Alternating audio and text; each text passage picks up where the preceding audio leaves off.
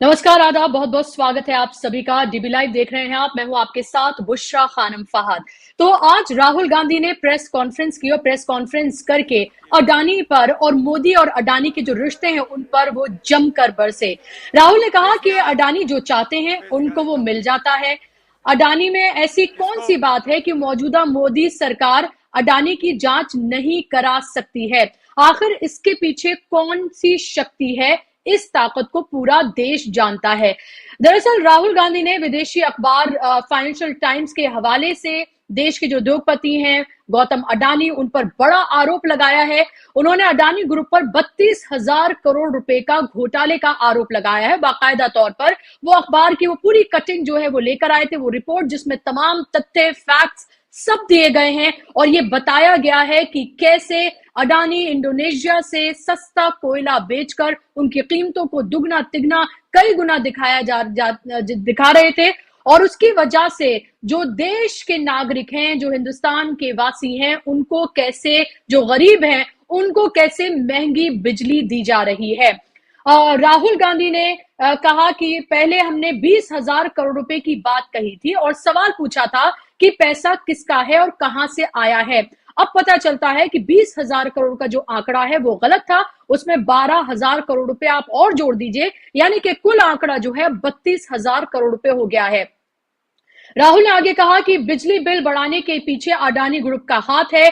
और राहुल ने कहा कि अडानी जी इंडोनेशिया में कोयला खरीदते हैं और उसका हिंदुस्तान में रेट डबल हो जाता है। वो कोयले की कीमत को गलत दिखाते हैं। लोग जैसे ही बिजली का स्विच ऑन करते हैं, अडानी की जेब में पैसा चला जाता है। अडानी की रक्षा भारत के प्रधानमंत्री कर रहे हैं। दुनिया के बाकी देशों में जांच हो रही है, लेकिन भारत में अडानी को ब्लैंक चेक दे दिया गया है।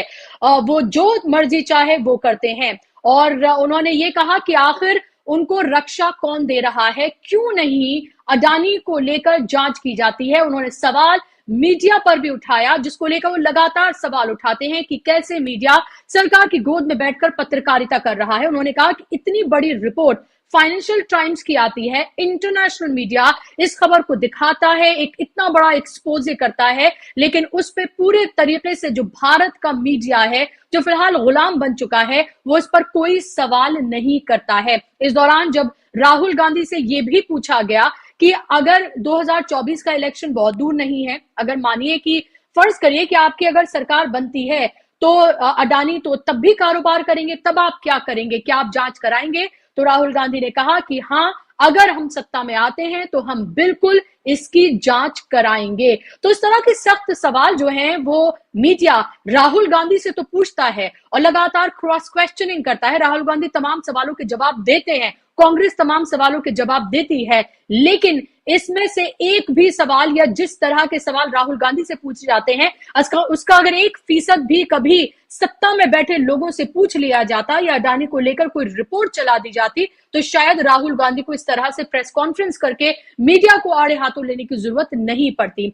मैं अपने मेहमानों के पास जाऊं उससे पहले आप जरूर ये सुनिए कि आज राहुल गांधी किस तरह के तेवर में नजर आए। हालांकि अडानी को लेकर अगर कोई एक शख्स सबसे ज्यादा मुखर है देश में जो लगातार इसको लेकर बात करता रहा है, वो राहुल गांधी है। इसका खामियाजा, इसकी सजा भी वो बार बार भुगत चुके हैं, लेकिन उसके बावजूद भी वो इसको उजागर करते रहते हैं। सुनिए आप राहुल गांधी ने क्या कहा।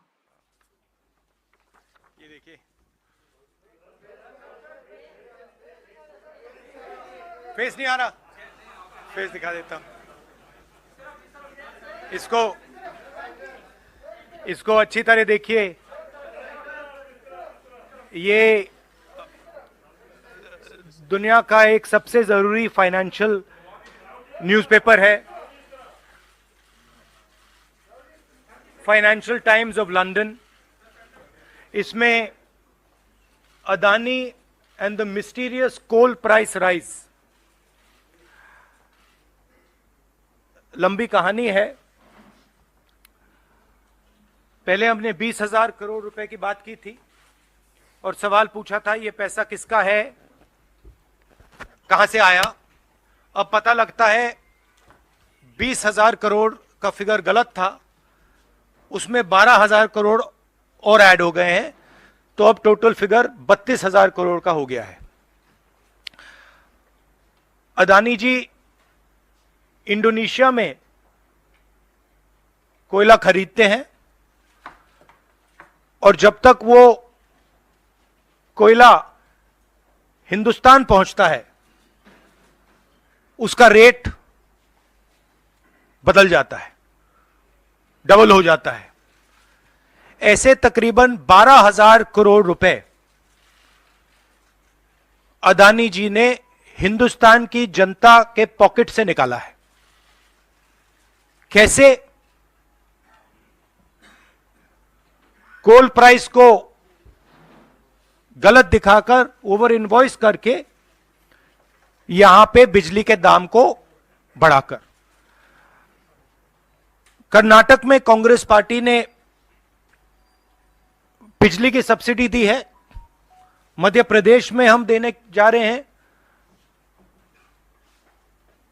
अब पता लगता है कि इसका कारण अदानी जी हैं। तो हिंदुस्तान के नागरिकों को यह समझना है कि जो आपका बिजली का बिल बढ़ता जा रहा है, इसमें से 12,000 करोड़ रुपए आपकी जेब में से सीधा अदानी जी ने लिए हैं। तो अभी आपने सुना राहुल गांधी को कि उन्होंने कहा कि 12,000 करोड़ रुपए जो हैं वो सीधा जनता की जेब से निकाले जा रहे हैं, यानी कि जनता के साथ हर रोज ठगी की जा रही है और कोई पूछने वाला नहीं है, कोई सवाल करने वाला नहीं है, कोई जेपीसी नहीं बनाई जाती है, किसी भी तरीके से कोई जांच नहीं होती है। उन्होंने पूछा कि आखिर रक्षा कौन कर रहा है अडानी की, और नरेंद्र मोदी और अडानी के रिश्तों को लेकर सवाल उठाया है राहुल गांधी ने, और ये कहा है कि हम सीधी मांग कर रहे हैं प्रधानमंत्री सामने आए और इन तमाम सवालों के वो जवाब दे दें कि आखिर कौन रक्षा कर रहा है, आखिर कैसे ये कोयला इंडोनेशिया से जब भारत आता है तो कैसे उसके दाम जो है वो बढ़ जाते हैं, और कैसे बिजली जो है वो आम जनता, जो गरीब जनता है, उसको महंगी दी जा रही है, उससे ठगी की जा रही है लगातार। और ये भी बताया कि जहां कांग्रेस की सरकार है वहां कैसे हम सब्सिडी दे रहे हैं। और भी बहुत कुछ कहा है राहुल गांधी ने, मैं आपको आगे सुनाऊंगी, लेकिन उससे पहले जो दो खास मेहमान मेरे साथ जुड़ गए हैं उनका तारुफ मैं आपसे करा दूं। दो वरिष्ठ मेहमान मेरे साथ जुड़ गए हैं। मेरे साथ आशीष चित्रांशी जी हैं, सीनियर जर्नलिस्ट हैं, मेरे साथ जुड़ गए, पहली बार हमारे प्रोग्राम का हिस्सा बने हैं। आशीष जी, बहुत बहुत इस्तकबाल, आपका स्वागत मेरे प्रोग्राम में। और हेमंत अत्री जी सीनियर जर्नलिस्ट हैं, आप लगातार उनको मेरे कार्यक्रम में देखते हैं, मेरे साथ जुड़ गए हैं। हेमंत जी, आपका भी बहुत बहुत स्वागत, इस्तकबाल। आशीष जी, शुरुआत में आपसे अगर करूं तो इस पूरे घोटाले को, फाइनेंशियल टाइम्स की जो ये रिपोर्ट है, इसको आप किस तरह से देखते हैं? एक बिल्कुल एक चुप्पी है, जो क्रिमिनल चुप्पी कहते हैं, ये कि वो चुप्पी है सरकार की, मीडिया की।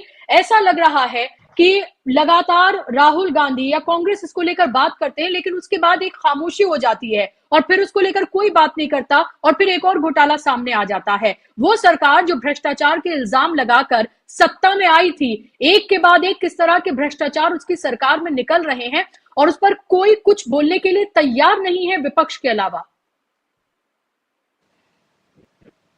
सबसे पहले पे आता तो भारत की मीडिया की बड़ी उपलब्धि हासिल की है पिछले कुछ दिनों में। ये उपलब्धि है कि इस अमृत काल में भारत की मीडिया पूरी दुनिया में झूठ की सबसे पोर्टल, गजा में जो हो रहा है, इजराइल हमास के बीच जो हो रहा है, उसने पूरी दुनिया में साबित कर दिया कि झूठ का एक्सपोर्ट अगर सबसे ज्यादा बढ़ा है जी। उपलब्धि है। आशीष जी, माफ कीजिएगा, मुझे आपको रोकना पड़ रहा है, आपकी आवाज मुझ तक ब्रेक होकर आ रही है, आपकी आवाज मुझ तक ब्रेक होकर आ रही है। मैं आपसे रिक्वेस्ट करूंगी कि आप प्लीज रिज्वाइन करें, आपके सिग्नल्स में कुछ प्रॉब्लम है। मैं इतने हेमंत जी से यही सवाल ले लेती हूँ। हेमंत जी, आप जवाब देना चाहेंगे उस सवाल का जो मैंने आशीष जी से पूछा है? बुशरा जी, देखिए, जो आज की जो प्रेस कॉन्फ्रेंस में जो चीज सामने आई है, हालांकि नई नहीं, ये 4 दिन पहले आई थी फाइनेंशियल टाइम्स में, लेकिन राहुल गांधी ने एक कुशल राजनीतिज्ञ के तौर पे 3-4 दिन तक इंतजार किया। और इंतजार किस चीज का किया कि सरकार क्या रिएक्ट करती है, मीडिया किस तरीके से रिएक्ट करता है, कोई बोलता है या नहीं बोलता है। जब सबने चुप्पी साध ली, उसके बाद राहुल गांधी ने, आज उनकी सीईसी की मीटिंग थी, उसको छोड़ करके बीच में आए और तब उन्होंने वो प्रेस कॉन्फ्रेंस की।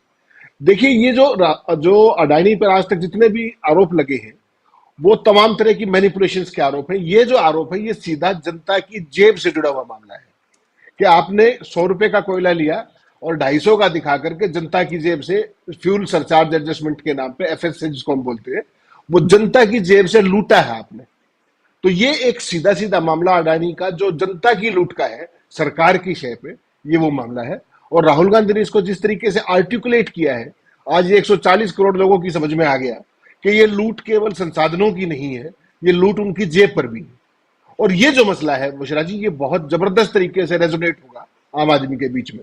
लेकिन क्या ये पहला ही मसला है और क्या ये आखिरी मसला है? देखिए, इसका थोड़ा सा अगर आप समय देंगे मुझे, तो इसकी पूरी गहराई में जाना पड़ेगा।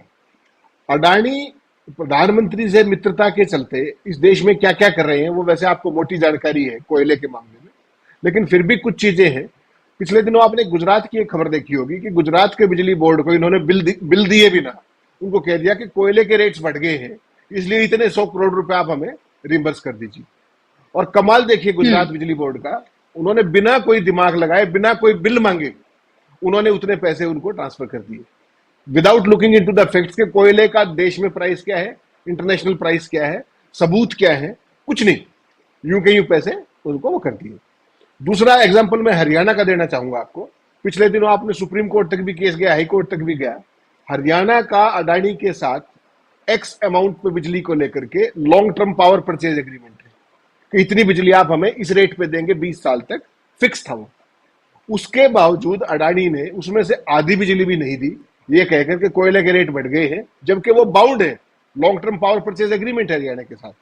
उसके बावजूद उन्होंने हरियाणा सरकार, क्योंकि मोनोपोली है अगले की, उन्होंने हरियाणा सरकार को बिल्कुल स्ट्रिक्टली मना कर दिया। हरियाणा सरकार उससे 3-3, 4-4 गुना बिजली कहीं और से खरीद के उसको देनी पड़ी।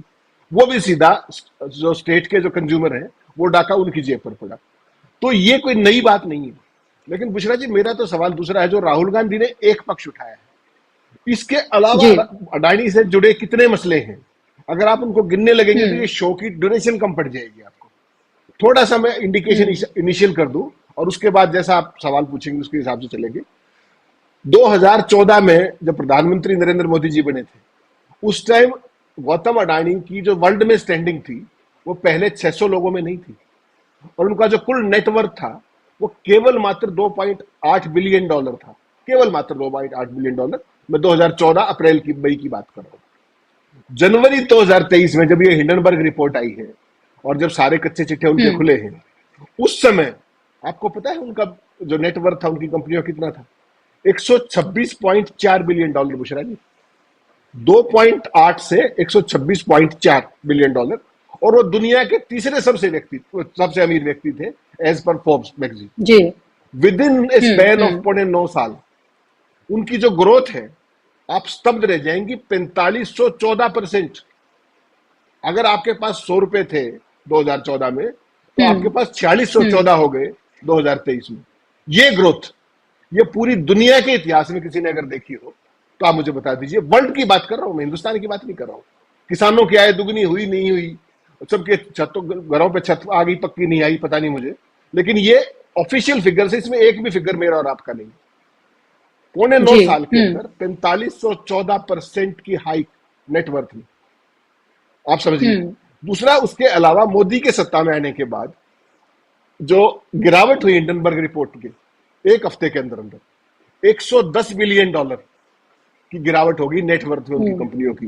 $110 बिलियन, 8 लाख करोड़ से ज्यादा, 8,80,000 करोड़। और उसमें आम उपभोक्ता अलग है, जिनके शेयर मार्केट, जिनके शेयर डूबे। मेरे आपके भी तो शेयर थे, तमाम शेयर होल्डर है देश में। ये अकेला ही इनका मैं बात बता रहा हूं।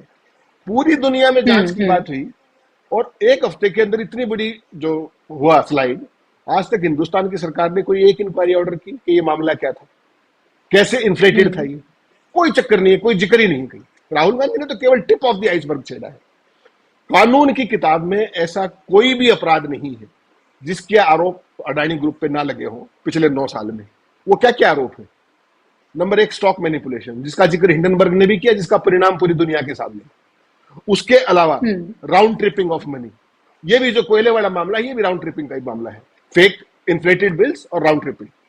उसके अलावा ओवर इनवाइसिंग, उसके अलावा जो ऑडिट का फ्रॉड है, जो उनका जो दुनिया का सबसे बड़ा ऑडिटर था वो छोड़ के चला गया उनको, ये आपने पीछे सुना होगा, छोड़ के चले गए कि हम आपका ऑडिट नहीं कर सकते। उसके अलावा misuse of government agencies while acquiring the other firms. Adani group ने जितने भी फर्म्स ली हैं, आपने एनडीटीवी का देखा होगा कि किस तरीके से पुणे राय पे रेड हुई, सबको पता है, पूरे देश ने देखा, और उसके बाद एनडीटीवी अडानी के पास आ गया। इस तरीके से मुंबई एयरपोर्ट, इसी तरीके से सीमेंट प्लांट्स। क्या मामला है कि जैसे ही किसी की बड़े यहाँ रेड होती है और उसके बाद जो उसका एक्विजिशन होता है, एक्विजिशन, वो सीधा अडानी के पास ही होता है। ये पूरी दुनिया में नहीं देखा होगा आपने कहीं। तो आरोप एक दो नहीं है, राहुल गांधी ने तो एक टिप ऑफ द आइसबर्ग छेड़ी है। ये सारे आरोप पब्लिक डोमेन में है, सारे के सारे रिकॉर्डेड है। और इससे भी बेहावे बात कि हमारे दर्शक भूल ना जाए, समकालीन दुनिया के इतिहास की सबसे बड़ी ड्रग रिकवरी हेरोइन की, 2998 किलो हेरोइन मुंद्रा पोर्ट से बरामद हुई सितंबर 2021 में। और उसका प्राइस पता है आपको कितना था? 21,000 करोड़ रुपए। वर्ल्ड का बिगेस्ट हॉल है आज तक का। और उस पे आज तक वो जो मुद्रा पोर्ट है उसको कौन ऑपरेट करता है? अडानी ग्रुप। क्या अडानी ग्रुप से कोई पूछताछ हुई? एनआईए जांच कर रही है उस मामले की। और क्या कहा गया कि टेलकम पाउडर के नाम पर अफगानिस्तान और ईरान से होते हुए ये लाई गई। अगर किसी के घर में, किसी के घर के थ्रू इस तरह की चीज हो रही हो तो उसके पूरे परिवार का जीना हराम हो जाएगा बुशरा जी। और इतनी बड़ी अमाउंट हेरोइन की आई, और आज तक अडानी ग्रुप के ऊपर किसी ने सवाल पूछा हो, किसी ने जांच में के दौरान उनको शामिल तफ्तीश किया हो, कुछ भी किया हो, और उसके बाद आज तक किस तरीके का कोई खबर आई हो? ये कोई छोटी चीजें नहीं है। राहुल गांधी ठीक कह रहे हैं कि हम जांच करा लेंगे, जांच तो करानी पड़ेगी आपको क्योंकि आप सवाल उठा रहे हैं, लेकिन सवाल ये कि जांच क्या क्या कराएंगे, और तब तक ये देश कहां पहुंच चुका होगा? ये जो मोनोपोली क्रिएट की जा रही है, आप देखिए अडानी दुनिया के तीसरे सबसे अमीर आदमी थे दुनिया के, और उस समय उनके पास कर्मचारी कितने थे पता है आपको? कुल 23,000 कर्मचारी काम करते हैं उनके, कुल 23,000। तो ये है स्थिति। सारा खेल समझिए क्या है, सारा आंकड़ों का खेल है, स्टॉक प्राइसेस का खेल है, और सारी सरकार की शय का खेल है। ये हमारे दर्शकों को भी और पूरे देश को ही समझना पड़ेगा। बिल्कुल। और इसी जो सरकार की जो शय है, जो लगातार राहुल गांधी ये कह रहे हैं कि रक्षा कौन कर रहा है, आखिर ये सरकार के साथ अडानी की कौन सी ऐसी साठगांठ है जिसको लेकर सरकार कोई सवाल नहीं करती है? आखिर कैसे गरीब और गरीब होता जा रहा है, अमीर और अमीर होता जा रहा है, और एक अमीर तो कुछ ज्यादा ही अमीर होता जा रहा है। शायद इतना किसी की आय में इजाफा नहीं हुआ है जितना अडानी की आय में हुआ है। और ये शायद नहीं, ये पुख्ता तमाम सबूत अभी हेमंत जी को भी आप सुन रहे थे, और ये तमाम सबूत जो हैं वो मौजूद हैं। वो कोई छिपी हुई कोई बात नहीं है, ढकी हुई कोई बात नहीं। अगर आप भी चाहें दर्शक तो आप भी इसको लेकर आप गूगल कर सकते हैं, पढ़ सकते हैं, तमाम चीजें मौजूद हैं, पब्लिक सरफेस पर हैं। लेकिन सवाल ये है कि सवाल पूछना कौन चाहता है? आशीष जी, जिम्मेदारी तो मीडिया पर होती है। 2014 से पहले जो मीडिया तमाम तरह के घोटालों को लेकर सरकार से सवाल पूछता था, अन्ना हजारे रामलीला मैदान में बैठते थे और हजारों की भीड़ वहां इकट्ठी होती थी। सरकार बदल गई और उसके बाद पता चला कि वो घोटाले कभी हुए ही नहीं थे, वो कभी प्रूफ हो नहीं पाए। और अब आप ये देखिए, इतने बड़ी बड़ी रिपोर्ट सामने आती है, हिंडनबर्ग से लेकर अब ये फाइनेंशियल टाइम्स की ये रिपोर्ट लगातार ये बताती है कि कैसे जो घोटाले जो है वो किए जा रहे हैं, कैसे आम लोगों के साथ ठगी की जा रही है, उनके जेब पर डाका डाला जा रहा है, लेकिन कोई सवाल पूछने वाला ही नहीं है। लगता ऐसा है कि सारा बीड़ा जो है वो राहुल गांधी ने उठाया हुआ है, कांग्रेस ने उठाया हुआ है, और उसके अलावा कोई सवाल नहीं पूछता है। अब जाहिर सी बात है, विपक्ष सरकार पर सिर्फ दबाव डाल सकता है, सवाल पूछ सकता है, सड़कों पर उतर सकता है, लेकिन जो करना है वो तो सरकार को ही करना पड़ेगा। दूसरा, सबसे पहले तो आपने दुस्साहस किया है अडानी पर बात करने की, सवाल करने, तो इस दुस्साहस के लिए पहले आपको बधाई। आगे मैं जो आपने मीडिया कहा, मैं मीडिया से ही शुरू करता हूं, फिर डाटा पे आऊंगा। डाटा तो चारों तरफ है, गूगल पे भी है। हिंदुस्तान की एक उपलब्धि है, अमृतकाल चल रहा है, इसमें उपलब्धि है कि हिंदुस्तान की मीडिया दुनिया में झूठ की सबसे बड़ी एक्सपोर्टर बन चुकी है। ये उपलब्धि है। मोदी जी कहते हैं कि हम आगे बढ़ रहे हैं, दुनिया में विश्वगुरु बन रहे हैं, तो झूठ के एक्सपोर्ट में विश्वगुरु बन चुके हैं, और उसमें हमारी मीडिया का हाथ। अब मैं आगे बढ़ता हूं इस आंकड़ों पर। उसके साथ मैं बता दूं राहुल गांधी के बारे में एक बड़ी, ये खुलासा शायद मैंने ही सबसे पहले किया था। राहुल गांधी मुद्रा एयरपोर्ट की बात की थी अभी हमारे साथी ने, हेमंत जी ने। एक बार मुलाकात, विदेश की यात्रा पे थे राहुल गांधी। उस वक्त अडानी ने राहुल गांधी के बहुत ही करीबी, जो विदेशी दौरों को मैनेज करते हैं पूरा, आप नाम समझ सकते हैं कि विदेशी दौरों को कौन मैनेज करते हैं, उनके जरिए राहुल गांधी से मुलाकात के लिए अडानी साहब विदेश गए और जिस होटल पे रुके हुए थे उस होटल में तमाम व्यवसायी, बिजनेसमैन, वहां के बौद्धिक लोग, वो सब के सब बिजनेस लॉन्च में होटल के मौजूद थे। राहुल गांधी का दरवाजा खुला जब, तो राहुल गांधी नीचे आने के लिए उन्होंने पूछा अपने उस सहयोगी से कि कहां पर सब लोग बैठे। उसने बताया कि सारे लोग बिजनेस लॉन्च में हैं, लेकिन एक विशेष मेहमान लॉन में बैठा हुआ, पहले थोड़ा सा वक्त आप उसको दे दीजिए। राहुल गांधी ने पूछा कि कौन है वो मेहमान, पता चला गौतम अडानी। और ये जो पोर्ट वाली घटना हुई है उसी के थोड़े वक्त पहले की बात है, उसी के बाद पोर्ट से बरामदगी हुई थी। राहुल गांधी ने नाम सुना और नाम सुनते ही उखड़ गए, वापस रूम में गए और दरवाजा बंद कर लिए। जो बाकी लोग आए थे मिलने, उनसे भी मुलाकात उस दिन नहीं। ये अंदर की खबर बहुत विश्वसनीय सूत्र से हमें जानकारी मिली। तो ये समझिए कि अडानी साहब ऐसा नहीं है कि राहुल गांधी से मिलने की कोशिश नहीं, लेकिन राहुल गांधी के व्यक्तित्व का एक पहलू जो मैं ये जाना जिस दिन, तो बड़ा उससे प्रभावित हुआ कि कम से कम राहुल गांधी में इतना साहस है और सच्चाई पर इतना भरोसा है कि एक व्यक्ति जिसके बारे में वो सवाल खड़ा कर रहे हैं उससे समझौता करने या उससे बात करने के लिए उनके भीतर कोई उतावलापन नहीं है, कोई इच्छा नहीं। पहली, अब हम आते हैं इस कोयले पे। जिस कोयले की बात राहुल गांधी ने कहा कि फिगर 20,000 नहीं है 32,000, दरअसल ये गौतम अडानी की फिगर है। ये फिगर लगातार मेंटेन हो रही मोदी के राज में।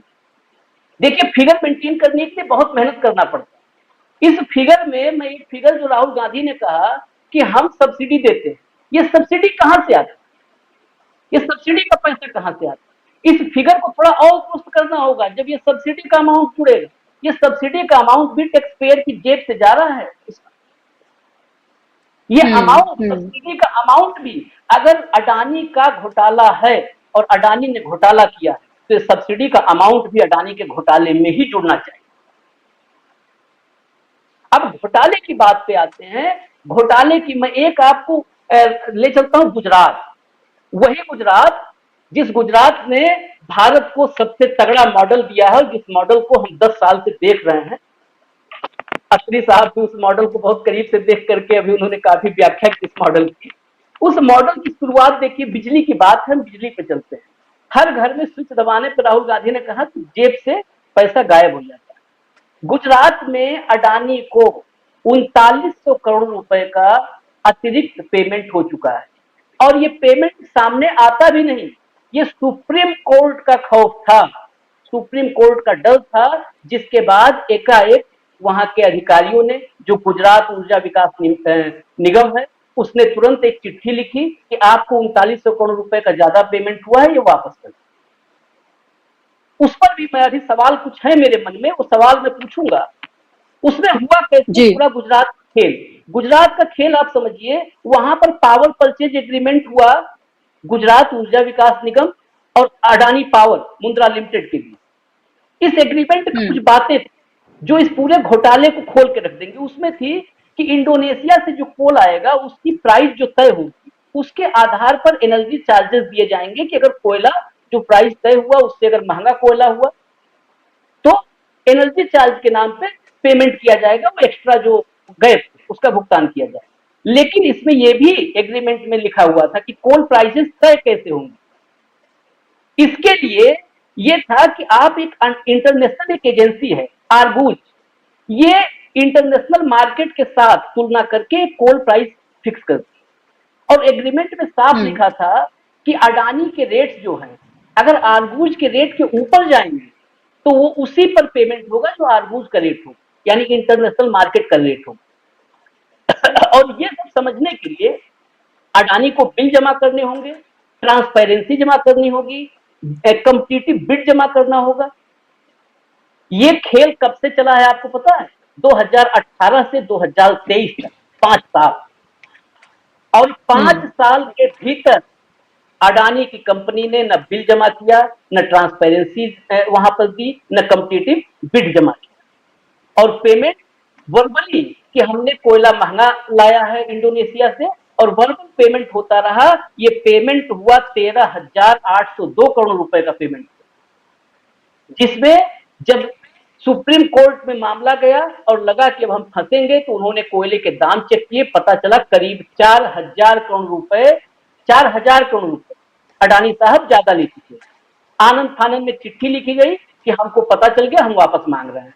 लेकिन सवाल ये केवल गुजरात तक नहीं है, ऐसे ही गुजरात में एक, मैं कहता हूं हमेशा कि गांव से जुड़े लोग जानते हैं कि जो होता है पतीला, पतीले में चावल जब गांव की गृहिणी बनाती है तो पूरा पतीला पलट के नहीं देखती चावल पका है कि नहीं पका है, पतीले से एक चावल का दाना निकालती है और चेक कर लेती है कि पका है कि नहीं पका। गुजरात का केस वही एक चावल है, और इस चावल से पता चल रहा है कि पूरे देश में बिजली के नाम पर लूट हुई है। और लूट कैसे हुई है? रेट्स बताए नहीं जा रहे हैं, जुबानी पेमेंट हो जा रहा है। कैसे पेमेंट हो जा रहा है? और दूसरी बात, चिट्ठी तो लिख दी गुजरात की जो है गुजरात के सरकारी विभाग ने, लेकिन आप ये बताइए, हम आप यहाँ तो सब लोग हैं, कहीं 10, 5,000, 50,000 का लोन लेते हैं, लोन लेने वाला एक महीने की ईएमआई मिस कर जाता है तो कितना ब्याज भरता है? ब्याज पे ब्याज लगता है। अडानी ने जो 4,000 रुपए ज्यादा लिए, क्या उस चिट्ठी में लिखा है? नहीं लिखा है। चिट्ठी मैंने पढ़ी, नहीं लिखा है। आखिर 4,000 करोड़ रुपए का जो एक्स्ट्रा भुगतान हुआ, उस पर ब्याज वसूलेगी सरकार? पहली बात तो ये, ब्याज लेगी कि नहीं लेगी?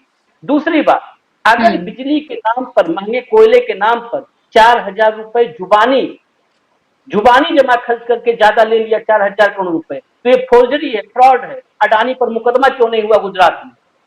गुजरात ऊर्जा विकास निगम को अडानी पर मुकदमा कायम करवाना चाहिए था कि आपने एग्रीमेंट को ब्रीच किया है, एग्रीमेंट के साथ आपने चीट किया है, एग्रीमेंट में जो टर्म कंडीशन थे आपने उसको माना नहीं है, और आपने गलत तरीके से धोखे में रख करके हमसे ज्यादा भुगतान लिया है। इस पर मुकदमा क्यों नहीं हुआ? और तीसरी बात जो मैं आपको उत्साह से शुरू किया, इस देश में अडानी पर प्रश्न करने वाला हर आदमी क्यों किसी के निशाने पर आ रहा है? राहुल गांधी से शुरुआत हुई, सदस्यता चली गई, संजय सिंह पहले तो निलंबित हुए, अब जेल काट रहे हैं। एक महिला, आप भी महिला हैं, मैं इसलिए कह रहा हूं, एक महिला महुआ मोइत्रा ने अडानी पर कठोर सवाल पूछने शुरू किए। ये नारी वंदन के नारे देने वाली सरकार ने चीरहरण करके रख दिया उस महिला को। ये देश की महिलाएं भी समझे, नारी वंदन नारा, संसद के भीतर नारी वंदन की बात करते हैं, और आपके सांसद, आपकी आईटी सेल, आपका व्हाट्सएप यूनिवर्सिटी एक महिला सांसद का चीरहरण करता है। किसी के निजी जिंदगी में झांकने का हक किसने दे रखा है? सिर्फ इसलिए कि अडानी पर सवाल। इस देश में क्या मोदी पर सवाल पूछना आसान है? मोदी से ज्यादा मुश्किल हो गया अडानी पर सवाल पूछना। मोदी से ज्यादा मुश्किल हो चुका है इस देश में अडानी पर सवाल पूछना।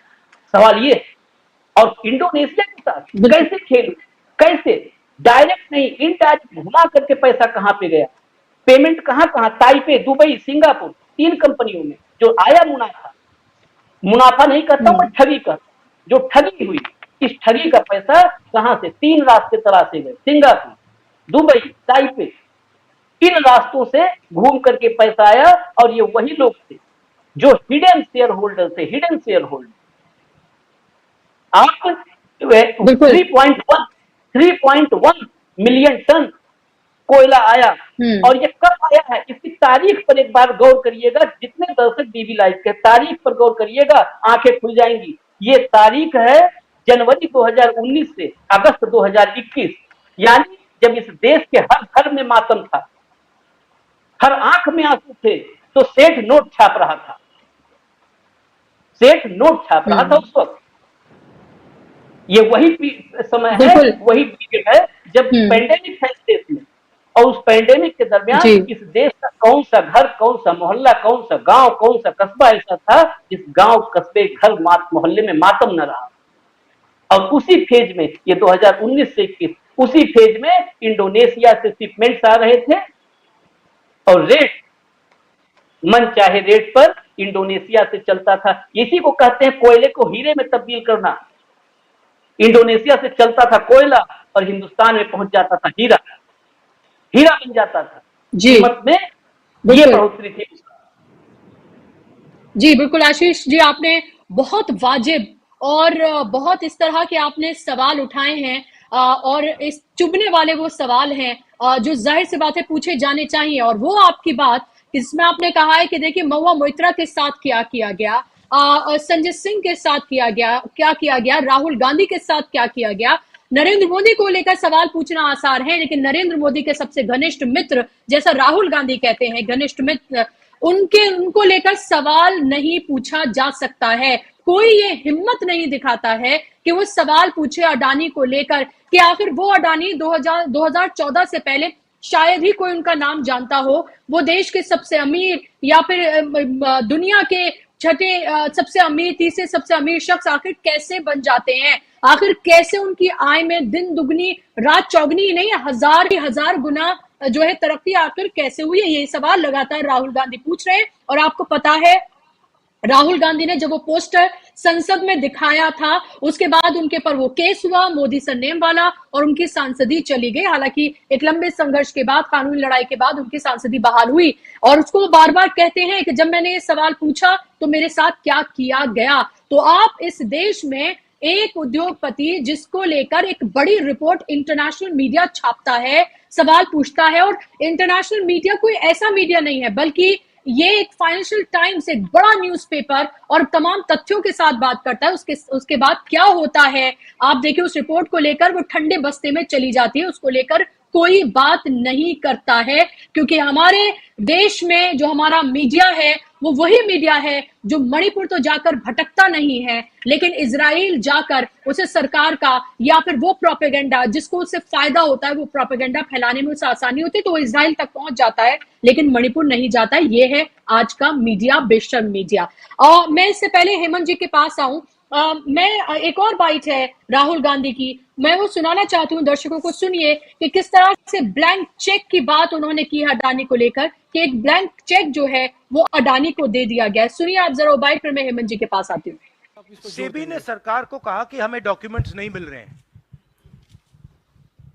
सेबी सरकार के से कहती है हमें डॉक्यूमेंट्स नहीं मिल रहे हैं, मगर इन लोगों को डॉक्यूमेंट्स मिल रहे हैं। फाइनेंशियल टाइम्स को सारे डॉक्यूमेंट्स मिल गए और हमारी यहां पे सेबी कह रही है हमें डॉक्यूमेंट्स नहीं मिल रहे हैं। तो साफ मामला है, हाईएस्ट लेवल ऑफ गवर्नमेंट से प्रोटेक्शन है, प्राइम मिनिस्टर का प्रोटेक्शन है। 32,000 करोड़ रुपए क्लियरली प्रूवन है। इसमें मतलब ये प्रूफ है, इसमें ये मतलब ऐसे नहीं बोल रहे हैं, सारा डॉक्यूमेंटेशन है इनके पास, मगर कोई एक्शन नहीं। और इस बार तो हिंदुस्तान की जनता की जेब से चोरी किया जा रहा है। बिजली बिल जब आप पंखा चलाते हो, गरीब लोग पंखा चलाते हैं, ट्यूबलाइट चलाते हैं, तो याद रखिए जब आप बटन दबा रहे हो, जैसे ही आप बटन दबाते हो, ये जैसे मैंने अभी ये स्विच दबाया, वैसे अदानी जी के जेब में पैसा जाता है। और करवा कौन रहा है? अदानी जी की रक्षा कौन कर रहा है? हिंदुस्तान का प्रधानमंत्री।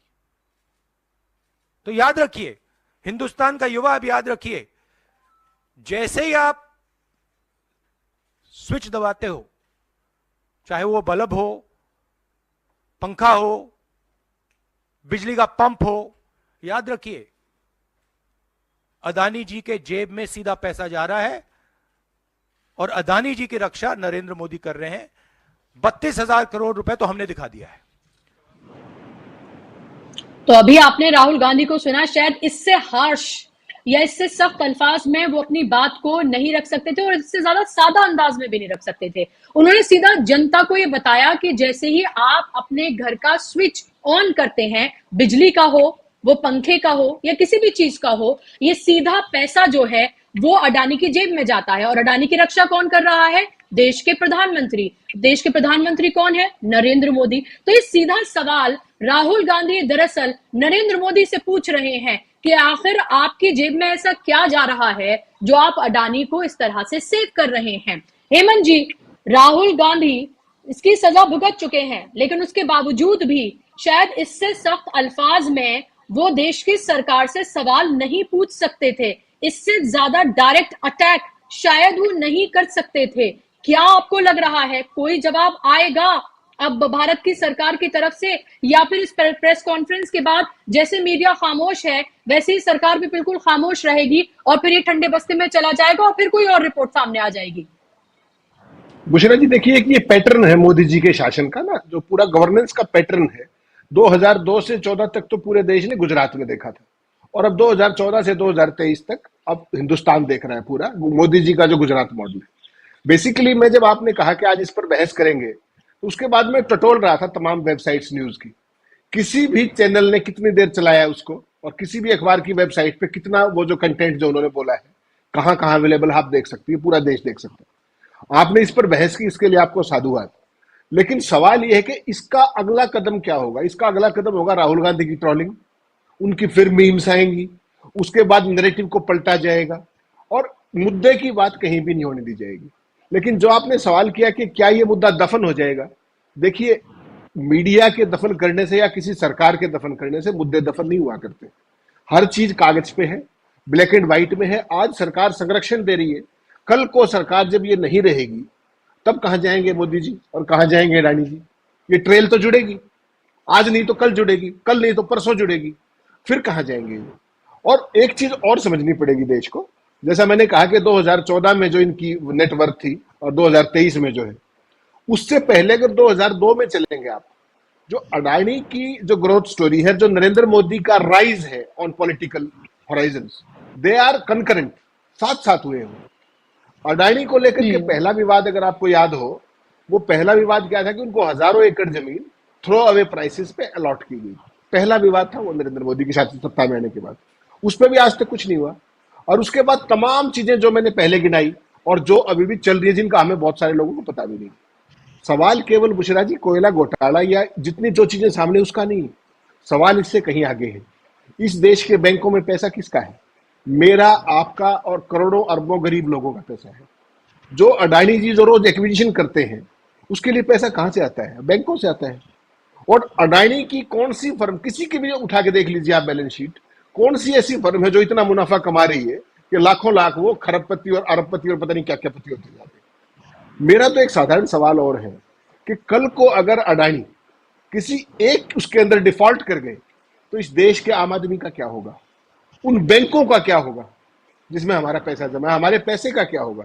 सरकार का तो जो होगा वो होगा, लेकिन इसको कब तक दबाएंगे आप? आप दोनों हाथों से लुटवा रहे हैं उनको।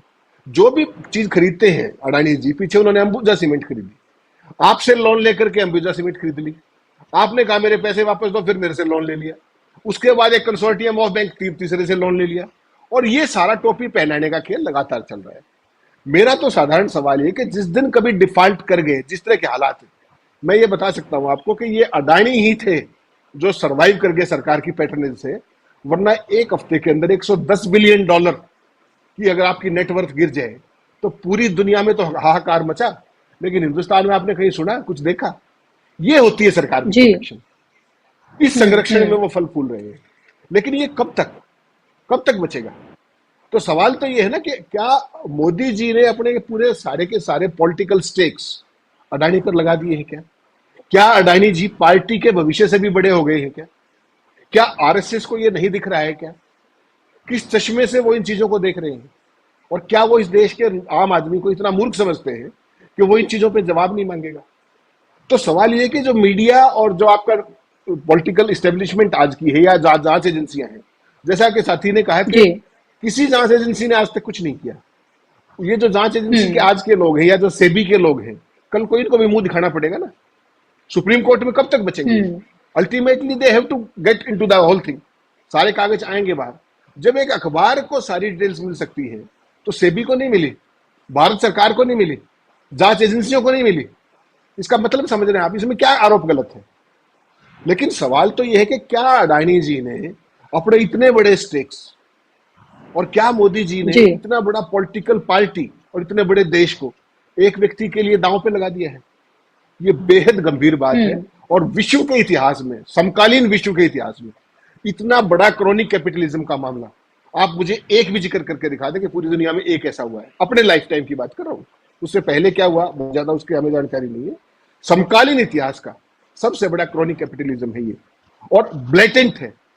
सब, कोई ऐसा कानून नहीं है रूल बुक में जिसको वायलेट ना किया गया हो, कोई ऐसा कानून नहीं है। उसके बावजूद भी ना कोई सवाल है ना कोई जवाब है, और इस मामले में भी आप देख लीजिएगा सरकार बिल्कुल चुप्पी साधे रखेगी।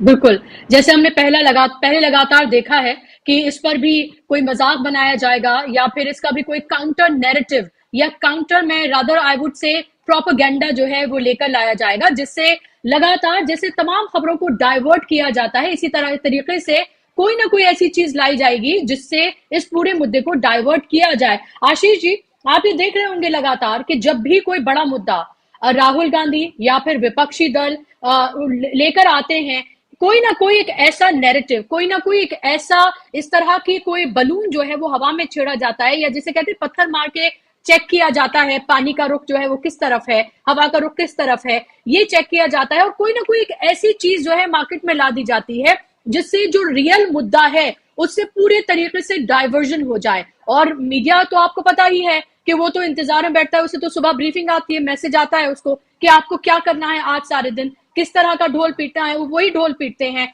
इंडिया भारत की आपने डिबेट देखी, उसके अलावा वन नेशन वन इलेक्शन की आपने डिबेट देखी, महिला आरक्षण बिल लेकर वो आए, ये तमाम चीजें डाइवर्ट करने के लिए लाई गई। फिर जातिगत जनगणना की बात जो गठबंधन है उसने की, राहुल गांधी ने उसको उठाया, उसको भी डाइवर्ट करने की कोशिश जो है वो पूरे तरीके से की गई। और अब आप ये देखिए कि ये कितना बड़ा मुद्दा, ये तो सिर्फ मैं आज की बात कर रही हूँ, ये जो घोटाला सामने आया है जिसकी बात फाइनेंशियल रिपोर्ट की कर रहे हैं, उससे पहले तो कई ऐसी रिपोर्ट हिंडनबर्ग से लेकर तमाम आई हैं जो ये बताती है कि अडानी को किस तरह का फायदा पहुंचाया जा रहा है और अडानी किस तरह से अमीर और अमीर जो है वो होते जा रहे हैं। तो क्या आपको लग रहा है फिर से कोई ऐसा शिगुफा लाया जाएगा जिससे इस पूरे मामले को डाइवर्ट किया जा सके और फिर से बिल्कुल सफेद पोश दिखाया जा सके अडानी को, ताकि नरेंद्र मोदी पे कोई सवाल ना पूछे, क्योंकि 5 राज्यों में अभी इलेक्शन भी हैं और लगातार राहुल गांधी तो न सिर्फ प्रेस कॉन्फ्रेंसेस से, संसद से, सड़क से, रैलियों से, तमाम जगहों से ये बात को उठा रहे हैं।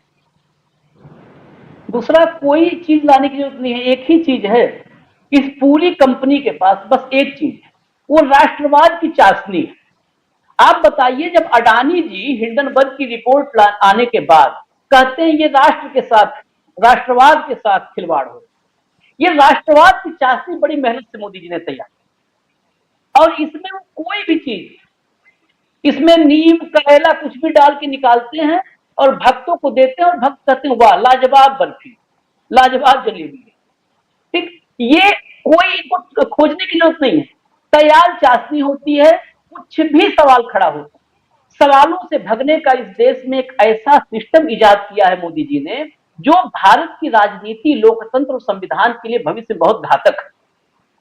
क्योंकि अगर सवाल से बचने के लिए एक रास्ता हो कि हर सवाल के सामने आप राष्ट्रवाद के पर्दे को गिरा दो तुरंत और उसी में उलझ के रह जाए, राष्ट्रवाद की चादर के नीचे सवालों को सुला दो, खत्म कहानी। वो कहते हैं Rahul Gandhi tata bye bye, वही हो सकता है फिर राष्ट्रवाद की चाशनी, राष्ट्रवाद की चादर उड़ा दी और कहीं नहीं जाना है। ये बात ईडी सेबी की, इस देश में सेबी, ईडी, सीबीआई ये बेसिकली सर्कस हो गए हैं। मैं जीवन में आपत्ति जिसको होगी वो बहस करे, ये सर्कस हो गए हैं। ईडी भारत अदालत में खड़ी होती है और कहती है नहीं पैसा नहीं इकट्ठा कर पाए कहीं से, कोई ट्रेल आप आम के मामले में मनीष सिसोदिया दुनिया भर को जेल में डाला, अब तक किसी ट्रेल तक पहुंच नहीं पाए हैं, कहीं से कोई बरामदगी नहीं हो पाई। अब कोर्ट में क्या कहा, आपको हास्यास्पद दलील लगेगी कोर्ट ने कि दरअसल इन लोगों की हम सबूत इसलिए नहीं निकाल पा रहे हैं कि इन्होंने एक के बाद एक तमाम चेहरे खड़े किए, इतने फेसेज हैं कि हम सबूत तक नहीं पहुंच पा रहे हैं। कोर्ट ने कहा क्या, ये आम आदमी पार्टी वाले पैटर्न बता जी जी जी जी जी कि फिर आपका काम क्या है, ईडी को आप कर रहे हो इतने फेस के बाद, फेस से हम सबूत तक नहीं पहुंच पा रहे हैं, तो कोर्ट ने कहा फिर आपका काम क्या है, आप बताइए इनका काम क्या है। दरअसल सेबी, ईडी, सीबीआई ये काम है सरकारें बनवाना। अडानी जी के लिए जैसे हेमंत जी ने कहा कि कंपनियां तैयार करवाना, किस कदर अडानी साहब फिर से उसको मर्ज कर लेंगे अपने साथ। दरअसल ये मोदी और अडानी दोनों को बनाने का काम कर रही है। जहां पर सबूत तलाशना है नहीं मिल पाएगा। सीबीआई, आप सीबीआई का मामला सोचिए, ये कांड नोएडा का, पंडेर और कोहली, सुरेंद्र कोहली दोनों छूट गए। अदालत ने कहा है, आप अदालत का स्टेटमेंट देखिए, अदालत ने कहा कि सीबीआई ने कैसे जांच की है, किसी सबूत तक नहीं पहुंच पाए, कोई ठोस सबूत नहीं पेश कर पाए। हुजूर, इनके पास और सारे काम हैं। ये स्थितियां हैं और इसलिए इस मामले में जो आप कह रही हो कि कहां तक जाएगा मामला, अडानी देश लेके सवाल करने वाला मीडिया में कोई नहीं है। मीडिया में आपने कहा मीडिया आती है, जन आरक्षण bill, one nation one election, कम से कम चर्चा देश के मुद्दों पर हुई। आप 24 घंटे ये गोदी मीडिया देखेंगी तो पता चलेगा कि श्रीलंका में आटा खत्म हो गया है, श्रीलंका के लोग रोटी कैसे खाएंगे, पाकिस्तान में पीनी नहीं है, हिंदुस्तान में गुलामराज है, जिस देश का 81 करोड़ इंसान 5 किलो राशन के लिए टकटकी बना करके आंखें और बोलता है, देहात में अगोड़े तलाशना कि फसल का महीने चलता है। 81 करोड़ इंसान जिस देश का, उस देश के बारे में इस मीडिया के पास चर्चा करने का वक्त नहीं है। जहां पे बेरोजगार सड़कों पर लाठी खाता है, उस देश के बारे में इस मीडिया को चर्चा करने का वक्त नहीं है। ये मीडिया पाकिस्तान में क्या है, ईरान में क्या है, अफगानिस्तान में क्या है, कुरान में क्या है, श्रीलंका में क्या है। आप मालदीव की बात करें, पड़ोसी देशों के साथ संबंध कहां जा रहे हैं, इस देश की मीडिया चर्चा। मालदीव में नया राष्ट्राध्यक्ष चुना गया है और अगले महीने कार्यकाल संभालना। मालदीव के नवनिर्वाचित राष्ट्रपति ने कहा है कि मैं जिस दिन पदभार संभालूंगा, कार्यकाल संभालने के 1 सप्ताह के अंदर भारतीय सेना को मालदीव से बाहर करूंगा, वापस भेज दूंगा।